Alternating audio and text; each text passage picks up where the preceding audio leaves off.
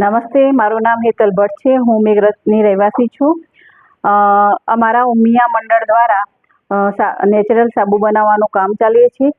પહેલાં અમે આ નેચરલ સાબુ બનાવવાની ટ્રેનિંગ લીધી હતી. ત્યારબાદ અમારા મેઘરજ ગામની જે બહેનો હતી, અમારી સખી મંડળની બહેનો, એમને પશુપાલન બી નહોતું અને ખેતી પણ નથી. તો ઉદ્યોગ કરવા માટે અમારે કામ જોતું હતું. તો ટ્રેનિંગ લઈ અને આ સખી 30 થી 40 બહેનોને સાબુ બનાવવાની ટ્રેનિંગ આપી. અત્યારે અમારા 6 થી 7 મહિના થયા છે અને અમે સાબુ બનાવીએ છીએ.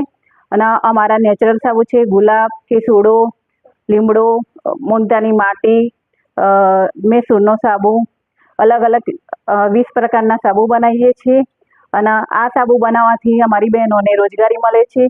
અમારો એક ઉદ્દેશ્ય હતો કે મેઘરજના અંદર કોઈ ખેતીવાડી કે પશુપાલન નથી, પણ બહેનોને કોઈ રોજગારી મળે અને એમનું જીવન સારી રીતે ચાલે એ માટે અમે સાબુ બનાવવાનું રાખ્યું. અને સાબુ બનાવ્યા પછી બહેનોને રોજગારી મળે છે. અમારા જોડે વિવોના 15 લાખ રૂપિયા સરકાર દ્વારા મળેલા હતા. તેમાંથી અમે 50,000 રૂપિયાની સહાય લીધી છે અને એનાથી અમે આ સાબુ બનાવીએ છીએ.